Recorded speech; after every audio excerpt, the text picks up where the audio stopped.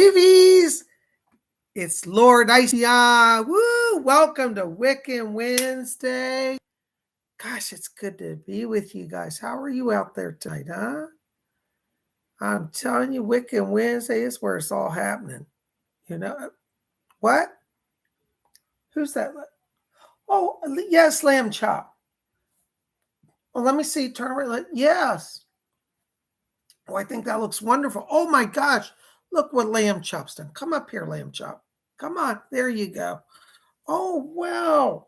Look at that. Oh my gosh, that's really suiting you. Look what Lamb Chop's wearing, guys. He's got on an evil eye pendant. Look at that. Wow, I think that you chose well. It suits you really well. You like it? You like wearing the evil eye? Yeah, all right. You know, I let him go in my jewelry case where I keep my evil eye pendants. Well, I think that's great. Does that make you feel better? See, Lamb Chop recently, he got scared. He was out in a field. Sometimes I'll let him go out of the house to meet other animals. There's a farm near my house, and he goes down there. Yeah, that's really good. Well, he said he was out in the field. Can I tell this story? Oh, he gets scared. It's all right. You're safe now, okay? All right. So I put Lamb Chop out in this field, and he said a giant bull with big horns charged him. And he said the scariest part wasn't the charging with the horns. He said when the bull stopped, he said he turned his eye on him and glared at him. And Lamb Chop thought the evil eye had been put on him. I said, oh my gosh. He ran all the way home. This happened earlier today, didn't it? And I said, what do you do? He said, I said, we've got a remedy for that. We'll get you an evil eye pendant. I said, no bull is going to cast the evil eye on my Lamb Chop. No way. So how do you think he's got? You want to go and show him your pendant? Here, let's take your place. So there you go. Lamb Chop's gone on his evil eye pendant. There you go. How's that? You guys see that? There, that's pretty good, Lamb Chop. You like that? Yeah? All right. Well, we're keeping you safe, you know. Baroness, hush. Shh. I'm not repeating what you're saying about Lamb Chop. Stardust, he says, hey, PsychicBob, love your witch hat with the stars. Thank you. I'm put on my witch gear because it's Wiccan Wednesday. Well, anyways, we're going to talk about the evil eye tonight. And I think it's perfect time since Lamb Chop got scared. Well, I don't know if the bull was casting the evil eye, but it never hurts to be safe. And we're going to talk about that tonight, okay? So you got on your pendant. You guys think he looks good? There you go. Show him your pendant. All right, I think you're safe, okay? Well, why don't you go over there and sit down, and I'm going to talk to everybody, okay? All right, there you go. Go over there. He's waving bye to everybody. All right, go on. Good old Lamb Chop, I'm telling you. Well, you know, we are going to talk about the evil eye tonight. By the way, happy Wiccan Wednesday. I forget to tell people my name is Bob Hickman, also known as Psychic Bob, and also known as Lord Ision. Lord Ision is my Wiccan title. In Wicca, high priests hold the title of lordship. It is a valid lordship. So I'm Lord Ision and Psychic Bob. So welcome to our show. You know, on Wednesday we gather and we talk about all things Wiccan because I'm a Wiccan. And not everybody here I know is a Wiccan, but a lot of you have interest in Wiccan, want to learn about it. So that's why we have Wiccan Wednesday, you know. And so today I'm wearing my witch hat on. I got on my Pentacle t-shirt. How you like that? That was a gift from our moderator, Baroness Cola Bobs. She's in the chat. She got the blue ridge. Hey, Baroness, thank you for your help tonight.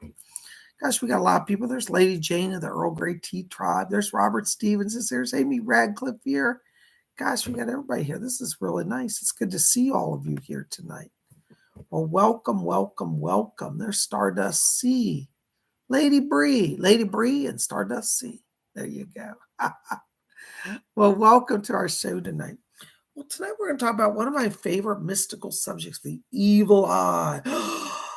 By the way, let me show you my pendant I'm wearing too. Hold on, I'm going to take off my hat. It's getting a little warm in here. I might have to leave my hat off for a little while. But I'm wearing one of my evil eyes. We're going to talk all about different charms and stuff tonight.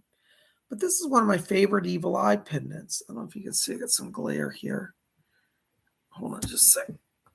Adjust my lighting.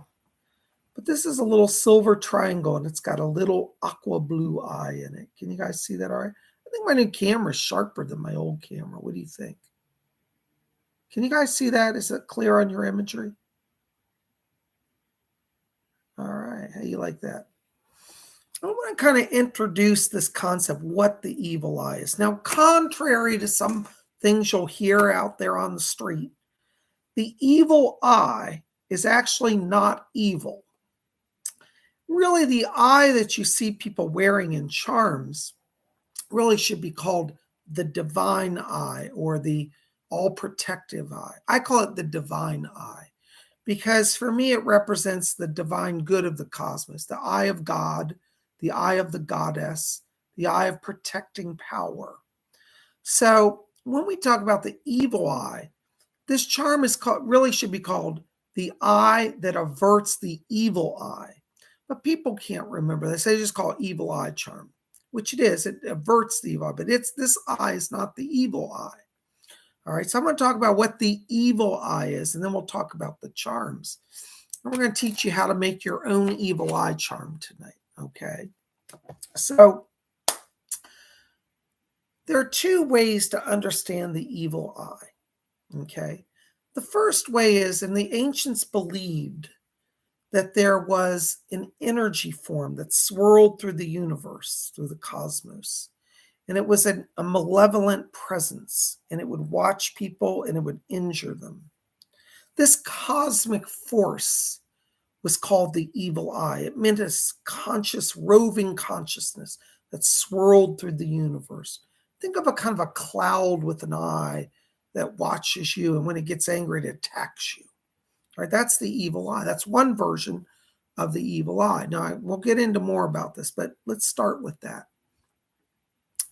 So people, when strange things would start happening, felt like there was this cloud of evil coming over them.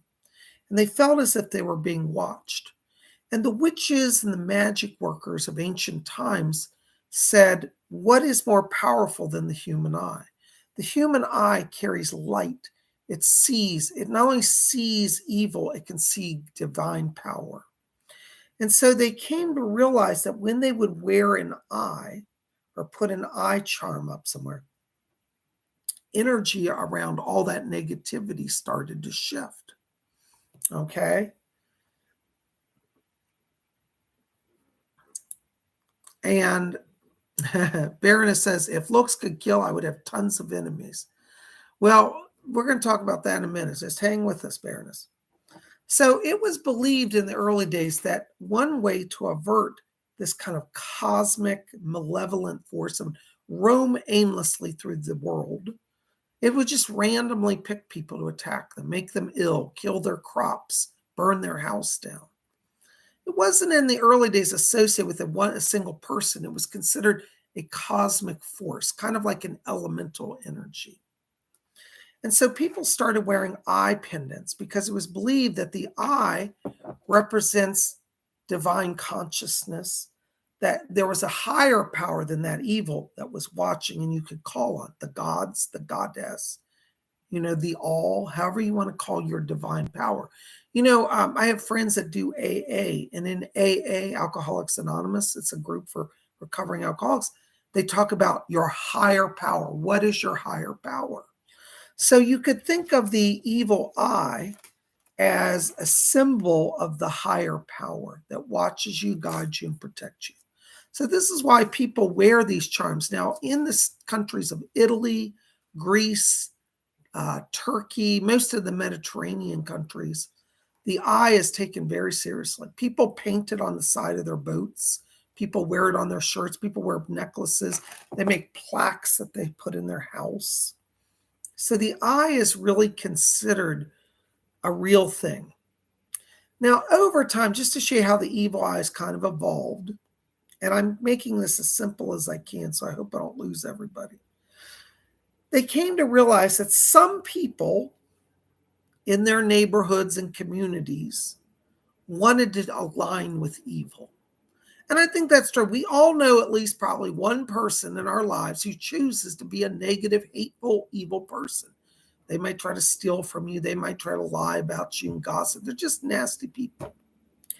Well, it was believed that those people, many of them were kind of aligned with that cosmic force and would work through them. So much so that their eyes, rather than being symbols of light and goodness, when the eye would look out, it would cast a curse on people. It could injure you, become a heart attack, become paralyzed, become infertile. Your crops could die. Your house could burn down. There could be a flood in your yard and destroy all your property. And it was believed that some people could, with malicious intent, cast a spell through their eyes, using an eye. That's how powerful our eyes are. Using an eye to cast evil. Well, they went back and said, you know what? All right, we figured out how to deal with the cosmic force. What about this neighbor? And the witches of old said, same thing. Use the eye. Start wearing the eye. Put it around your property. That neighbor comes out and stares at your front door every day. Put the eye on the front door. That'll avert his glance, because it's believed that eyes can overpower eyes. But this eye is invoked and infused with the divine eye of deity, the divine eye of God, goddess, power, saints. We'll get into saints a little later. But whatever your highest power is, okay, I want you to think about that. That's what the eye is. Your eye doesn't have to be the eye of Jesus. It could be the eye of Jupiter, the eye of Ra, the eye of Horus, the eye of Isis. I don't care who you're, the eye of Buddha, the eye of Allah, the eye of Virgin Mary. The eye actually can be any deity, saint, protector that you want. So some of you I know are going to say, well, Bob, I really have stopped believing in God. I don't like God the Father. I've been so abused by men in my life. I only believe in the goddess. So I don't want to hear about your evil eye and God. You don't have to listen to me. Let your eye be the eye of the goddess. If you believe in a goddess, this is the eye of the goddess. Okay? Whatever your higher power. So today, while we're talking about this, I want you to think about what your higher power is. And if you don't know, just call it the universal higher power for right now. In time, you'll figure it out. So I want to clear this up right now, because I know some people say, I actually have had people say, when I suggest the evil eye to them, they say, well, I don't wear the evil eye because it's the eye of God. And I've had enough of churches and enough of this Jesus. I really prefer nature and goddess. And I said, the eye is not masculine exclusively. It is masculine and it is feminine. Do you know in the Middle East, the Christians wear this, like in Israel and Palestine, Jordan, they call it the eye of Mary. It's considered the eye of Mother Mary. So it's a feminine eye. All right. In Italy, some people call it the eye of God, or they call it the eye of St. Lucy. And we'll get into St. Lucy a little later. So the eye can be whatever power you want it to be that is your protecting power. And I really want to emphasize this, okay? Because a lot of people just will bypass a very powerful charm because they said, well, I'm Wiccan, Bob. I really prefer goddess worship. I'm not interested in your God's eye. I've had enough of that. All right. By the way, this is not a Masonic symbol. The Masons do use the eye in the pyramid, but mine is not a Masonic eye. So I'm not promoting Illuminati or Freemasonry. The eye goes across many ancient cultures. It was used in Egypt as the eye of Horus and the eye of Ra. It was used in Greece as the eye of Zeus. It was used in modern day Rome as the eye of Jupiter, or the eye of, what's the other? Athena. Some people call it the eye of Athena. Okay. It's been used as the eye of God in Christian circles, or the eye of Jesus, or the eye of Mary. Okay. So try to remember this. It can be any eye you want. So I thought with that. Now, so basically, let me finish my story. So the Wiccans and priests of old and witches told the people, well, wear this and it will avert the eye of people as well. Now, let me tell you, I'm a true believer in this because I've had the eye for many years. One day I was walking down the street here outside my house, and this lady was walking through my neighborhood. I've never seen her before. And she gave me this hateful look. And I thought, what did I do to her? I literally felt something hit me in the chest, like it hurt.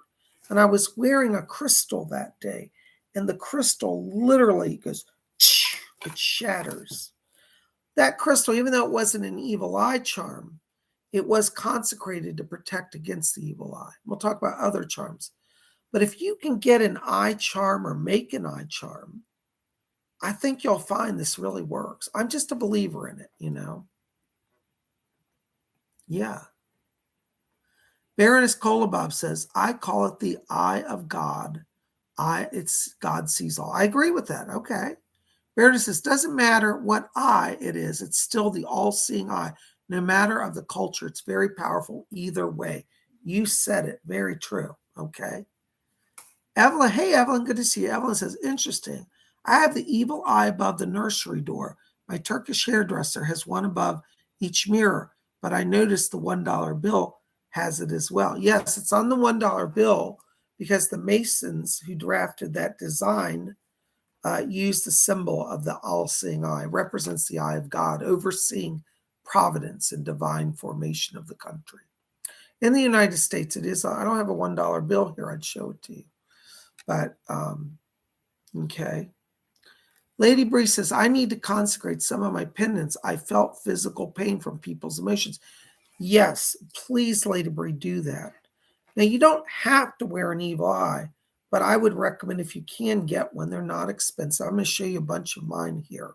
All right, so let's take a look. Let's go ahead and look at some evil eye examples. So this is just one example of an evil eye. Isn't that cool looking? I don't know. I just really love this pendant.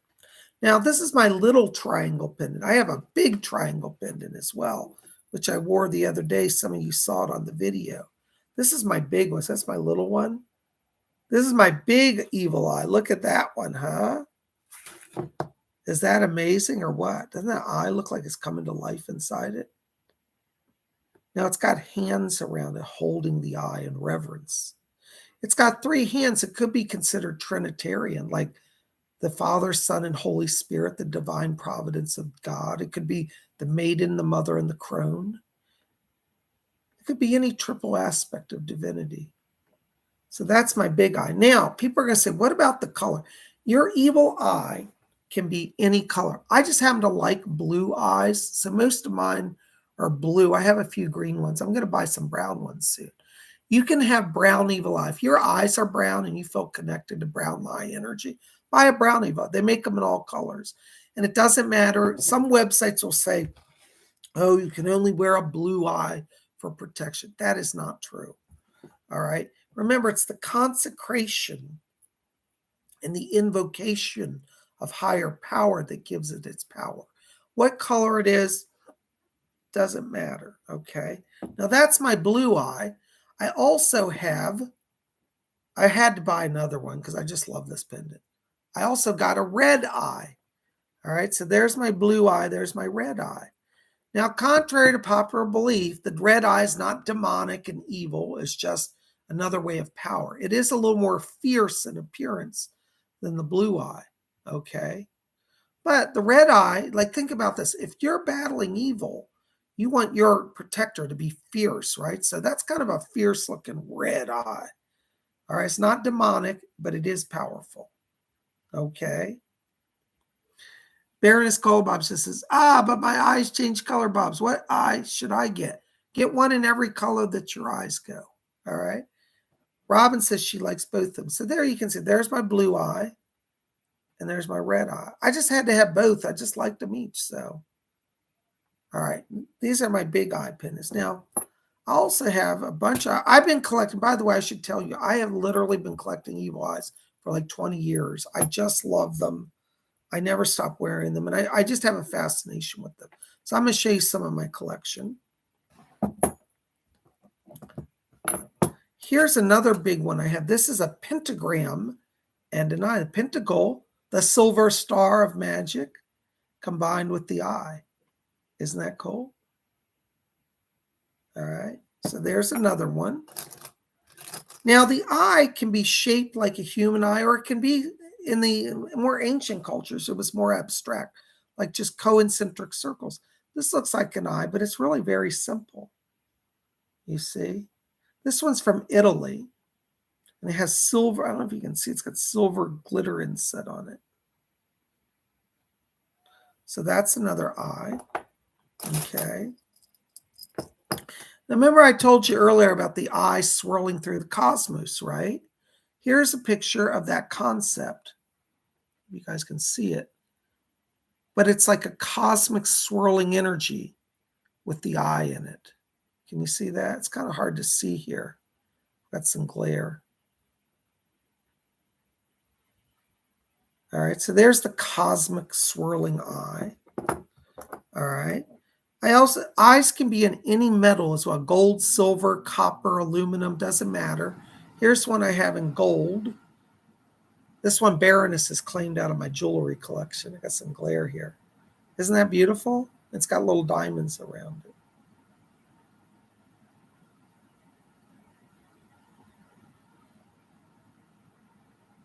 Can you see that?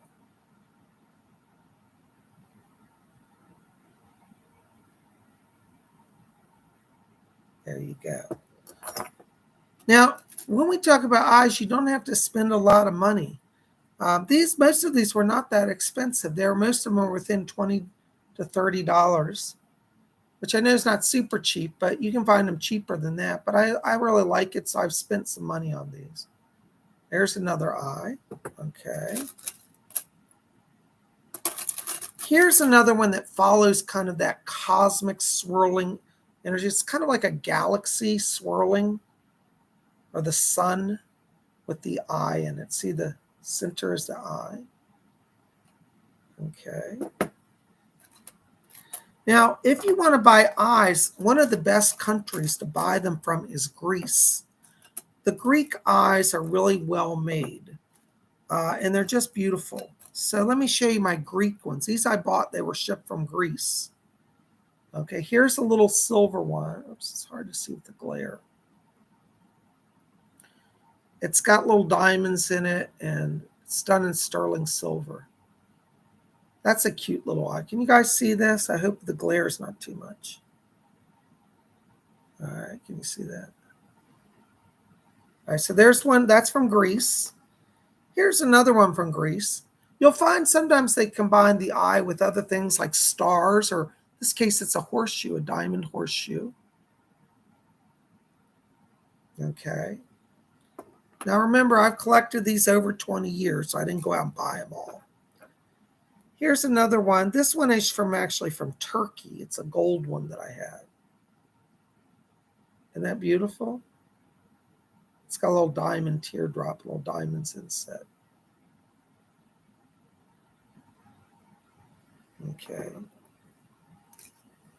I've even bought eyes from India. This one is from India.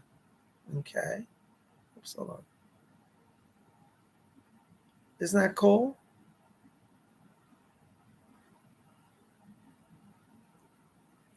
Yeah. Yeah, Cole, you get the gold ones. I promised them to you. All right. Now, as I told you, sometimes the eye is combined with other charms. And then some of you may know about the Hamsa. I'll have to do a whole video separate on that. But the Hamsa is the hand of Mary, or the hand of Fatima. Fatima is the daughter of Muhammad. And in the Middle East, her hand is considered a blessing. Or the Eastern Christians call it the hand of Virgin Mary. So you can have the hand, which is protection, also combined with the eye. You'll notice a little blue eye in the middle of the hand. All right. There you go. Are you guys able to see it okay? Joey, we'll get into energizing the eyes in just a little bit, so hang with us, okay? Good question, though.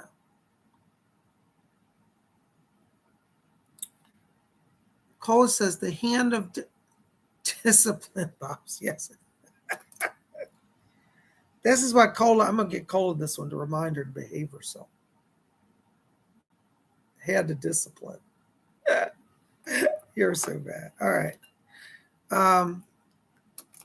Let's see here. Now, eyes, as I said, can be different colors. I showed you the red eye, but I also have some green eyes. Here's one of my green eyes. Okay. Here, what do you think of that? All right. Here's another one from Greece, or I think this one's from Greece, yeah. It's got little diamonds in it. Here's another one. This one is actually, I think I got this one from Egypt. They sell them all over the world. I think this one's from Egypt. Isn't that beautiful? Looks like the eye. I call this one the Eye of Isis because it came from Egypt. You like that? It's set in sterling silver. Most of my eyes are in silver or gold. Now, here's another one. I forgot. This is another little Greek one here. Check this out. Tiny little Greek eye. Isn't that cute? Done it set in sterling silver. Little glass made eye. It's a tiny one. I don't know if you see how tiny it is. So there you go.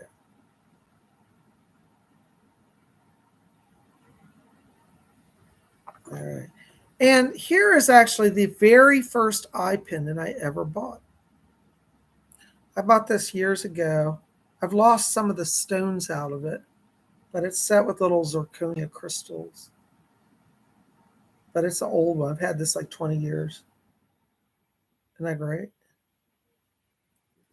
So that was the first eye pin I ever bought. I just saw that, oh, that's cool. I have to buy it. And then I got addicted to the eye.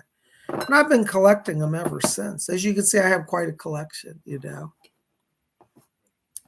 But the eyes are, if you're into it, it becomes addictive. It seems everybody I know that's into the evil eye buys one pendant, and then they end up buying a second pendant because they see another one that's cool.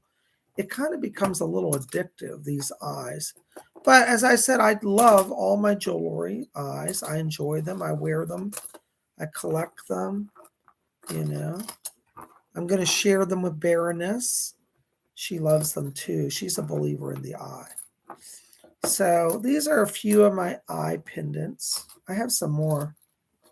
But anyways, this will give you an idea of some of the different possibilities you could have. So this is the one as I said I'm wearing today. I'll put this back on. There we go. Now, if you want to have an evil eye charm in your house. Now, remember I told you can have pictures of the eyes, plaques of the eyes. I thought I'd show you a real quick and easy way to make an eye charm. Okay? So we're going to do a painting. I just did a little bit of an etching on the board here. And then we're just going to kind of work on this a little bit.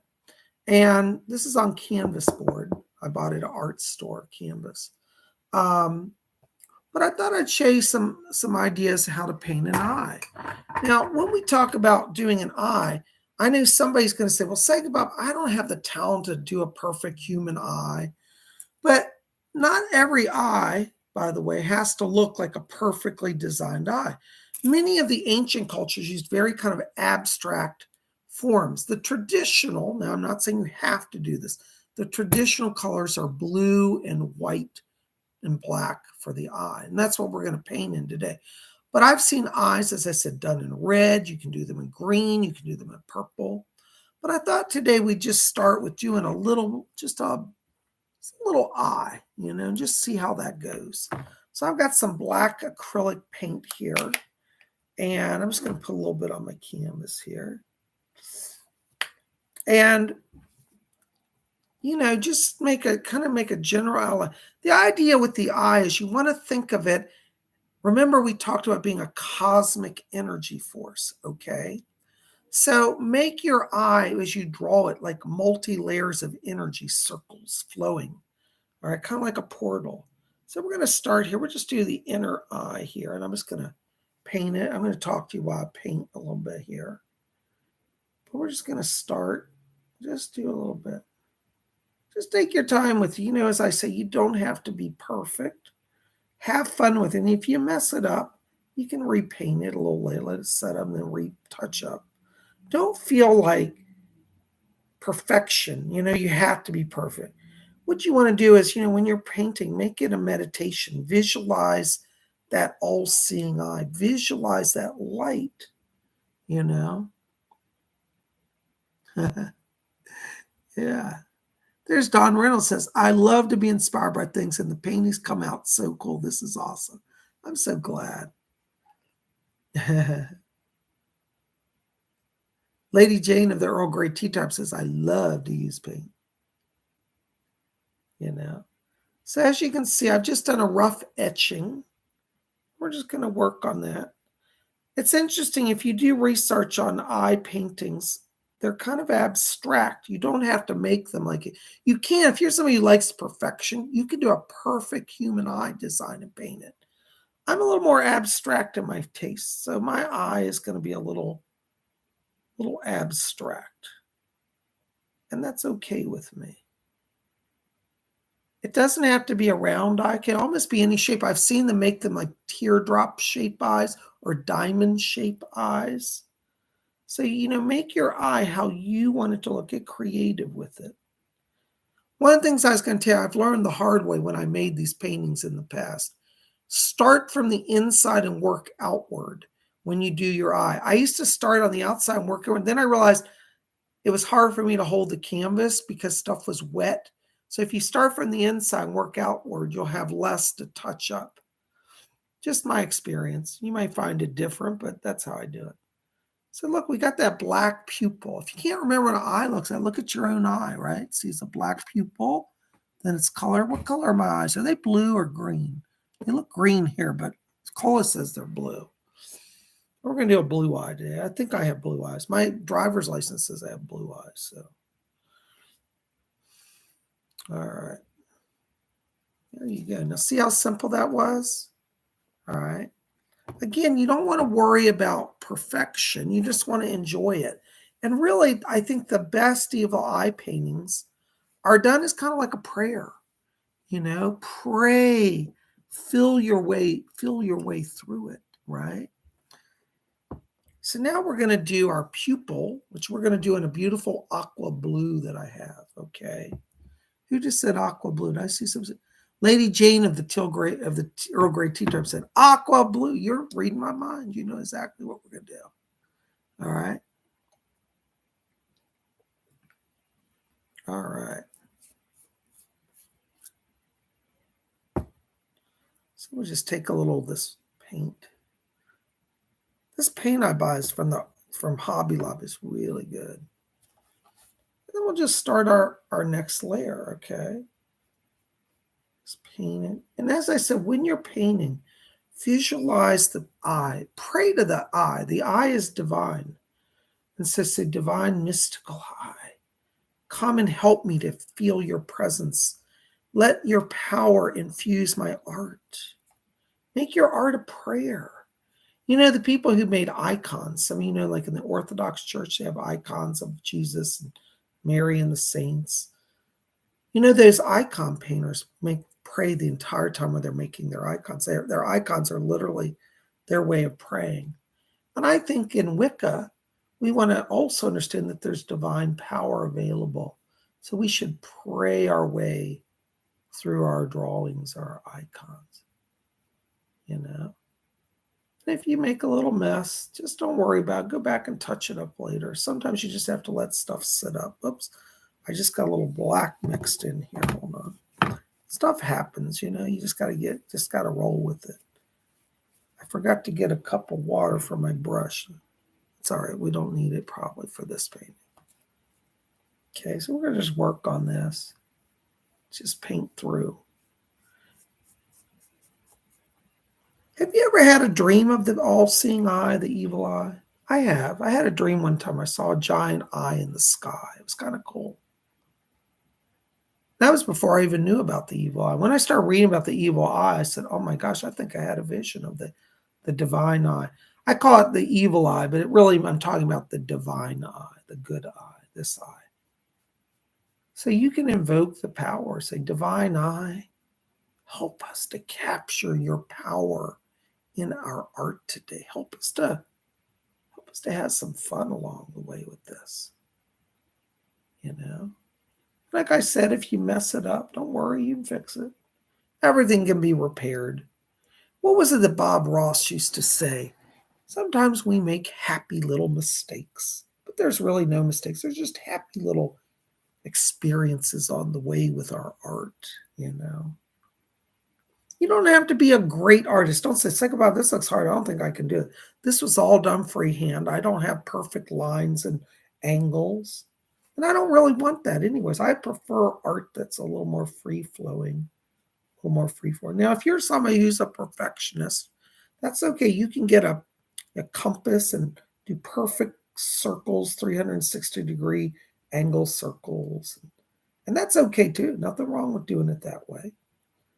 This for today, we're going to do something a little more free form. Later on, we may try a realistic looking eye, like a human eye. But for today, we're using the mystical eye, which is, again, like the evil eye, which is a cosmic force of evil. This eye is the cosmic force of good. Think about, have you ever seen pictures of galaxies swirling? They almost look like an eye in a way, don't they? I think divine eye power is infused into galaxies. I really do. So we're going to think about the giant mystical aspects of the eye. How could can the eye be as big as a galaxy? Yeah. But how small can the eye be? We saw my little small pendant here. Let me get that little pendant again. All right, where did it go? All right. Well, we'll use this one for right now. Oops, I just lost the pen I was going to show you. Oh, we'll use this one. All right. Look how small this little eye is. It's a little tiny eye. Okay. But the eye can be as big as a galaxy or as minute as a little tiny eye. And its power is just the same. So there's as much power in this little charm as there is in a cosmic size eye. Because the power of divinity is really never limited. So I bet you think about that, you know.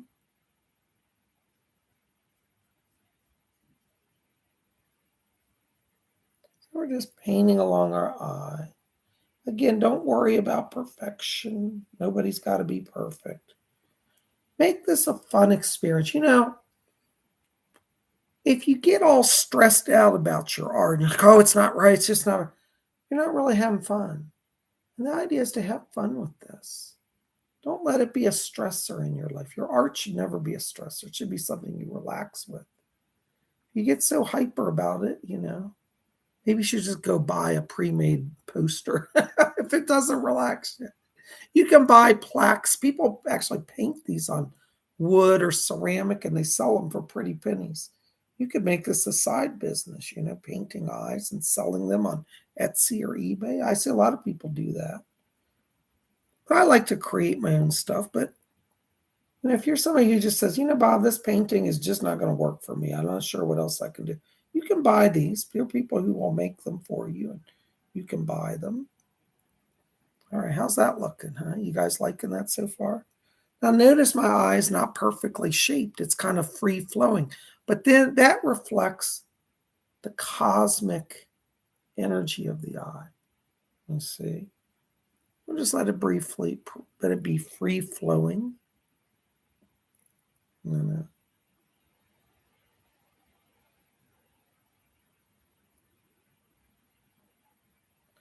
You know, Bob Ross, do you know who Bob Ross is, by the way? I assume everybody knows who I'm talking about, but there was an artist on PBS, public broadcasting, back when I was a teenager in the 80s named Bob Ross. And my dad and I used to love to watch him. And he had a show called The Joy of Painting. And Bob would always say these, like, he would paint, he had this most interesting insights about things. And he used to say, he said, your painting is your own world. You can do whatever you want. Nobody controls it. You get to control your own world for a little while. And don't we all want to control our own world once in a while? Of course we do. You see? So when we work on our painting, we get a little control over our world. You see? And he said there are no errors, just little happy adventures on the painting. So if you feel like you slip and mess up a brush stroke or something, it's all right. It's an adventure. Maybe that was meant to happen. Sometimes, the best paintings come out of mistakes. Years ago, I had a painting. I had this vision of doing a beautiful copper and gold metallic painting, and I had a beautiful copper background I'd finished painting. And I was getting ready to inlay some gold designs on this copper painting. And what did I do? I had a bucket of green paint sitting next to my canvas, which I don't know why, because I wasn't even going to use it, but somehow it had been open. I think it was a different project. Well, I kicked the bucket of paint and it splashed all over my copper painting. And I was so upset. I was like, oh, I ruined my painting. I was like about to cry. And then I stepped back from the project and I looked at it and I said, wow, what a cool effect. And it ended up becoming one of my best artworks. I ended up selling it later, but I put it in an art show and it got a lot of attention and somebody bought it. And that was a mistake. It was an accident in my artwork that ended up being one of my greatest paintings. I didn't have the heart to tell the person bought it that I actually just kicked a paint bucket. But when the paint splashed, it made such a cool effect. Now, I could have just been upset and threw the canvas in the trash and said, I'm done. But I said, let's just go with it. And that's how you want to be with your art. I think Bob Ross really helped me because he always said, there are no accidents. They're just happy little adventures in your art. Little things happen that you don't plan, but just let them be an enhancer, not a stressor. I think it's so important, don't you? Mm-hmm. Chase Minnow says, if it's too perfect, it might not seem as unique. Yeah, I think you're right. I think you're right. Now, remember, as you're painting, you'll probably later go back when it dries and touch it up a little bit. So I think that's pretty good for that section right now. How's that looking? Huh? Okay. Hold on just a second. Clean my brush here. I wish I brought my bucket of water up here. Bob Ross got this kind of tradition on his show where he'd go and swirl his brush. Y'all know what I'm talking about. Some of you, I'm sure, have seen Bob Ross. But he used to swish his paintbrushes in his paint thinner. He had it painted with oil paints. And he'd put them in and go, and it became like part of his routine. It's like, it became a joke. And he's like, oh, got to clean the brushes. And if he didn't do that, people in the audience would say, oh, you didn't clean your brushes. It became kind of a thing, So we just want to take our time with this,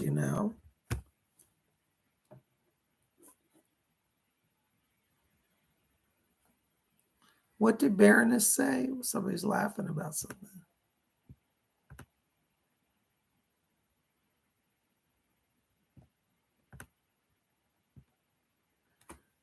Baroness says, LOL, Bobs, can you remember when I got kicked out of my art class because I kept drawing third eyes? They said, draw what's in your mind. I remember I was there when your teacher did that. Because she got kicked out. She was drawing third eyes because that's what she was visualizing. And they thought she was like going crazy. And they said, we don't think that's appropriate. And she actually stood up to them. They backed down. Anyways, yeah, I remember that. Boy, they probably think I'm totally looped, wouldn't they? Probably. Now we're going to work on our outer edge. As I mentioned earlier, blue and white are the colors with this. And I actually have a can of blue. Sometimes I go to hardware stores and buy industrial paint or house paint because it's actually, if you're going to paint in a certain color lot, you should go to like Home Depot and have them custom mix it. This paint costs about $15 a can. But, this tube, which won't get you as much as this will give you about 3 times what this is. This tube was $9. This big can was only $8.15. It wasn't much more. So you kind of save money if you buy it. Depends on how much you paint. But at the time, I was working on a series of blue paintings, so I needed a lot. And I'm glad I went ahead and spent the money on this. Oh, I'm trying to open this. There you go.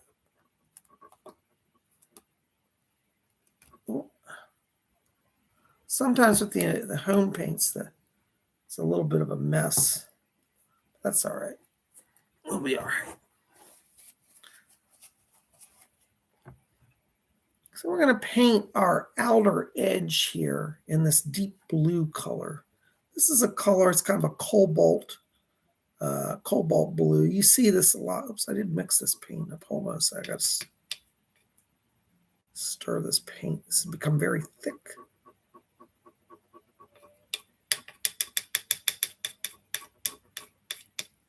All right. So we're going to do our outer edge now, okay? And I'll just start.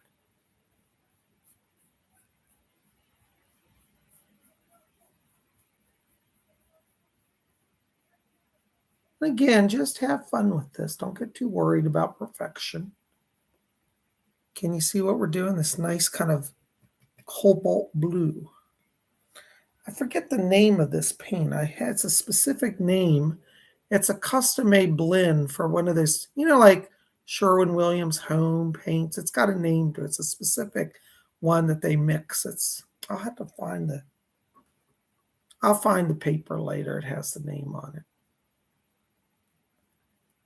But I think it's a beautiful blue, and I've used it for a lot of art, so I'm glad I bought a giant can of it.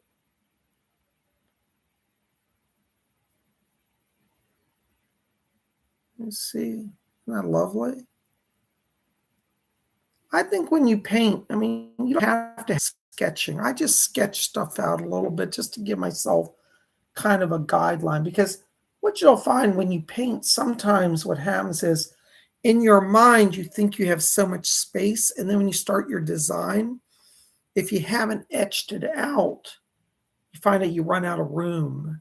And I'm glad that I did this way, Hold on, I can't see the chat. Sorry, guys. Okay. The North Star, hey, North Star, good to see you. North Star says, I had to take technical drawing in school. So boring, and my teacher was dead on the inside. I'm sorry. I think any type of art should inspire one. If you're ever in an art class and you're bored, something's wrong with it. Art is one. I have to tell you a story about my first art teacher. So where I live, you go to a different school for junior high school. So I'd been in elementary school, kindergarten through 6th grade. And when I was 12, going on 13, I went to 7th grade that fall. And I went to a new school called Mark Twain. It's in my area. Some of you know that school. And I made a little mistake here. I went out some of them, but that's all right. We're just going to go with it. Fix it later if we need to. And I went to this school, and it's the first time, when you're at least where I live in 7th grade, you take multiple classes. So I had 6 periods, 6 classes. And so I didn't know what to do. So I thought, there's a class called art. So I said, okay, I'll take intro to art. Well, I got into this class, and at first I thought I had made a major mistake, because most of the class, I'm not joking, were these kids that were literally out of prison. They were like juvenile delinquents. They were violent. They had knives. And I was stuck in this class in the back where the guy pulled a knife on me. Another guy was dealing drugs. And it was very scary. And I wasn't about to run to the teacher because, I'm all grown up now. I'm 13, almost 13. So I can handle myself, I'm thinking. But I wasn't really liking that class because I thought, this is scary, and the kids intimidated me. And I'd never met people. I grew up in kind of a quiet suburban life. So to be thrown in with urban hoodlums from, the prison, literally some of them were out of juvenile detention centers, was a little intimidating. I don't know how I ended up in that group, but that's who signed up for this art class. I guess they all had counselors tell them to take this class. So the first, probably week or two I was in the class, I was not feeling it. And I just couldn't focus. And the teacher seemed cool, but I just was so disconnected because I was worried about my survival. And I started doing art projects the best I could, because most of the kids at the area I was sitting where, I couldn't go anywhere else because the whole place was packed with them. They would damage my art, rip it up, or throw paint on it. And I thought, I can't get anywhere with this. And I turned in one of my first assignments, and it was an experiment with working with color. And the next day I go into class, and my teacher, as I'm walking in, she says, oh, Bob, would you come up here? I said, yes, Miss. Her name was Miss Fuqua, Marcia Fuqua.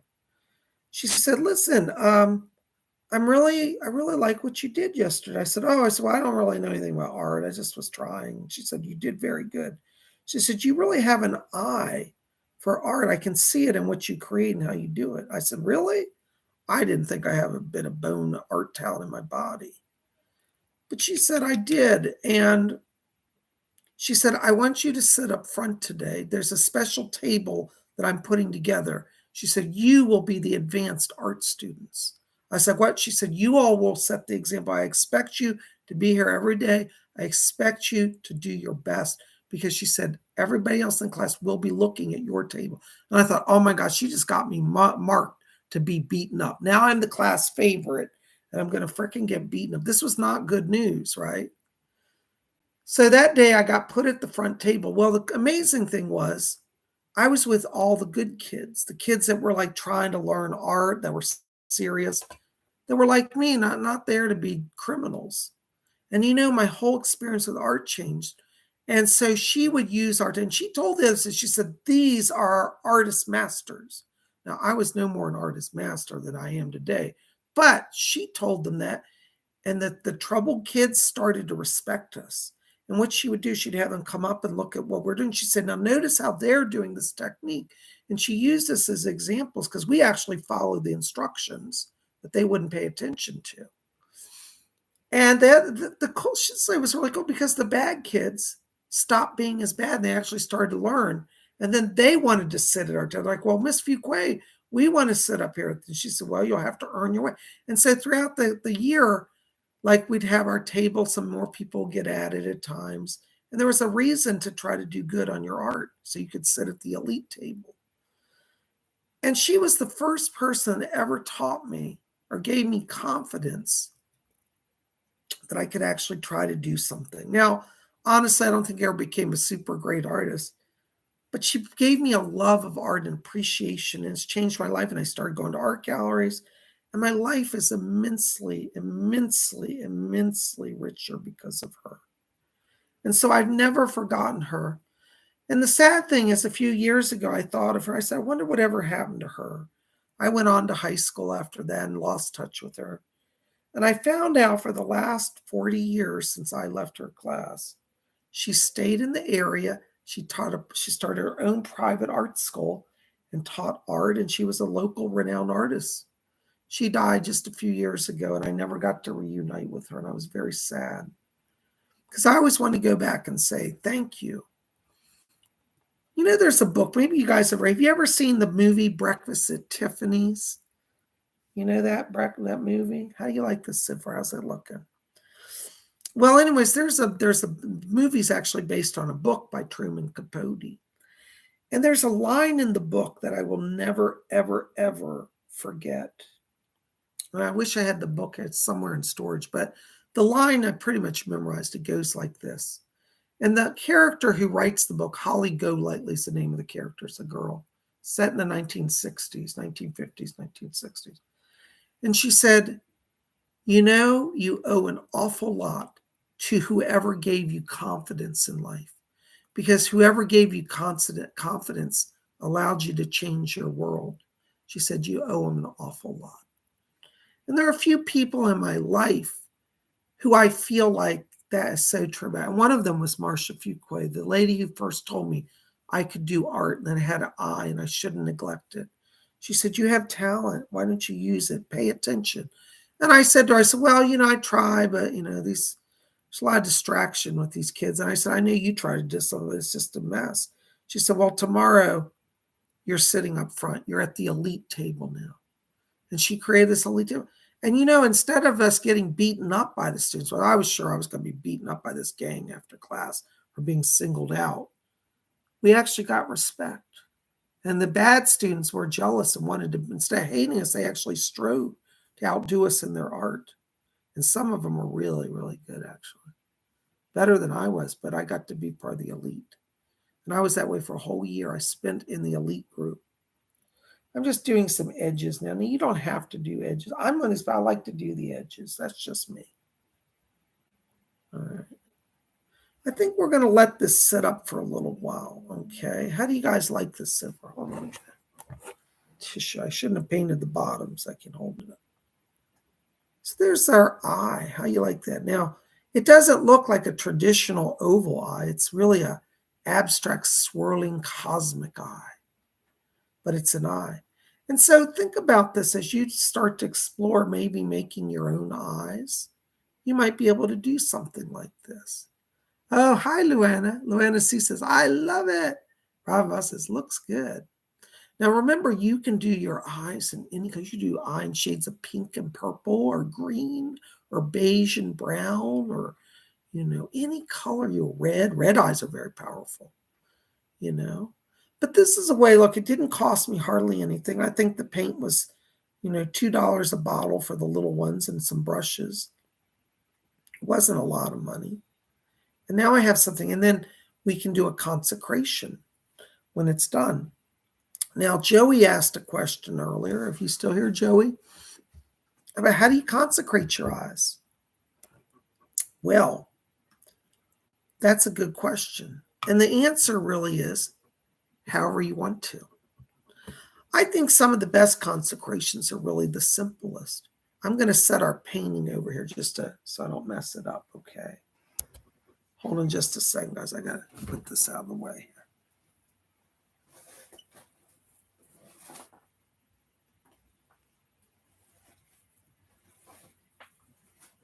Oh, no. Oh.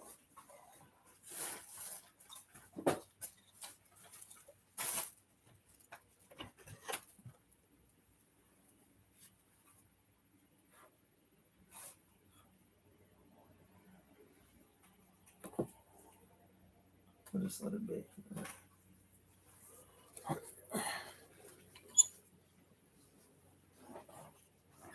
Sorry about that. I tripped over my cord and knocked my light out. So what you want to do when you're talking about consecrating the eye is first you want to kind of decide who the eye is going to be. Now, you don't have to decide that right now, but that's something you might want to think about.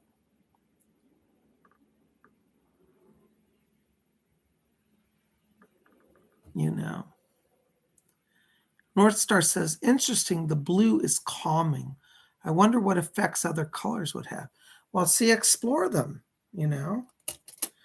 But what you want to do is when you get your eye, let's choose an eye here. All right, so we'll take our big blue eye, all right?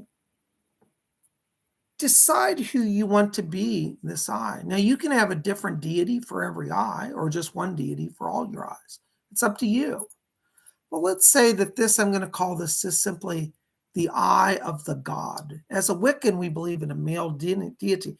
It could be Zeus, Ra, Pan, doesn't matter. But I really prefer for the eye to think of it as a more cosmic force. So I'll just call it the god eye.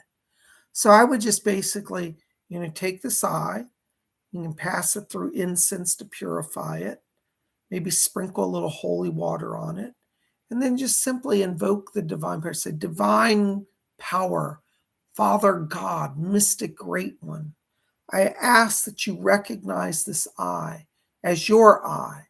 I ask that you see through this eye, that you may see the danger and protect me before I even see it. Divine eye of power, guide me, bless me. And they say, thank you. So with the eyes, you want to think about, oops, I got paint all over me here.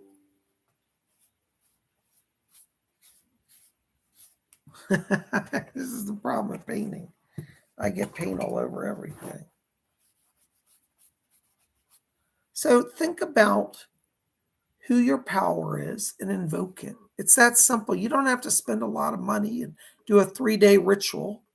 A simple call to your higher power. And if you don't know what God you pray to, just call it your higher power. Say, higher power, I invoke you. Mother, Father, God, I invoke you. Great Goddess, I invoke you. Virgin Mary, Mother Mary, I invoke you.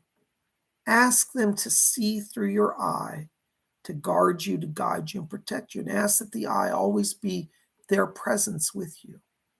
And the higher power will hear it and respond. Cosmic eye. Yes, Baron says cosmic. You can call it cosmic eye. Guide me. Infuse your power through my charm.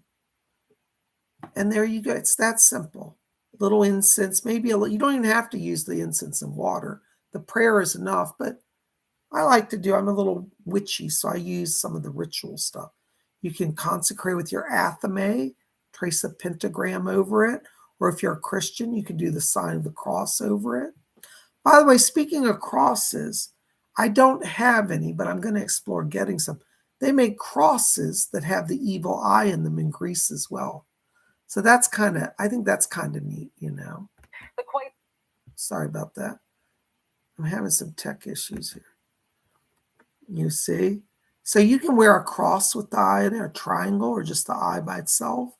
You can make eye plaques to put around your house, do paintings,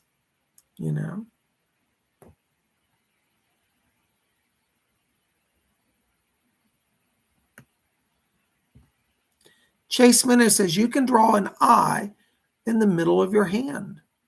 Yes, you can, if you want to. And then zap people with it. That's hardly possible. Why not? This is the thing with magic. Magic is about creativity. Let your mind dream. Maybe you're somebody who crochets blankets. I know a lot of you like to do arts. You could crochet a blanket with the eye on it, or multiple eyes. Or you could crochet and knit evil eye beads into it. Think about that, a blanket with evil eyes. You could wrap somebody in. Wouldn't that be beautiful and protective? Very calming. You could make a little baby blanket with blue eyes on it, or pink eyes if it's a girl. You see? So yeah, there's a lot of ways to use the eye. So anyways, guys, I just wanted to come here tonight and share that with you. I'm going to wrap it up because I have more work to do tonight. But I want to say thank you for being here. I hope you've enjoyed this. And thank you for taking the time to be here. My eye is drying over there, and we'll look at it tomorrow. Speaking of tomorrow, what's tomorrow? Thursday. Oh, we will not have a show tomorrow because we're going to be having a meeting of the Silver Star. So I won't be here tomorrow. But Silver Star members, we're meeting tomorrow night, 6 p.m. For our ritual. So I look forward to seeing you guys that are Silver Star members there. And I'll send out the link to that meeting tomorrow. But I want to say thank you. I hope this is giving you something to think about, something to explore. Thank you, Dawn. Dawn Reynolds says, this was awesome. Blessed be everyone. Thank you. Luancy says, thank you. I'm so glad you guys like it. Amy Raycliffe says, Bob has orbs. Actually, those are, I have little baby golden moths that have come into my house now. These are moths. I've got to get them out of here. They come every year. Lady Bree says, I learned a lot. You put a chart. Oh, that's really cool. Lady Bree put an eye emoji on there. I didn't know that was in there. I have to look that up. Is that in there? That's cool. That must be on your phone. Let's see if we have an eye emoji. Oops. I hit the wrong button. I wrote eye, searching for eye. E-Y-E. I don't see the evil eye. Here's an eye that's kind of like the evil eye. There you go. See, our eyes can be blue, brown, green, red. Don't worry about the color. Find a color that works for you and explore it. Well, guys, thank you for being here. I give all of you tonight the blessings of the most divine eye. May it bless you, surround you, protect you, watch over you, and guide you always. Thank you so much. Thank you, Chase. Chase says, have a good one, everyone. Watching Bob is so calming, and I always learn. So thank you for being here, Chase. Good to see you. Thank you, Robin. All right, so we'll be back here on Friday for live psychic readings, 7 p.m. Tomorrow, we will not have a seance because I'm going to be at a Wiccan coven meeting. So thank you for being here. You guys rock. And on Friday, we'll see the eye after it's dry. We'll look at it. I love you all. I hope you have a wonderful night. Thank you, Baroness, for being here with us tonight. Thank you to all of you for coming out.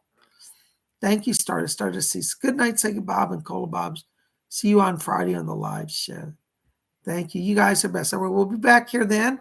I'll see you Friday for live stream messages from the spirit world, 7 p.m. Eastern U.S. time. Till then, may all of you blessed be. Good night.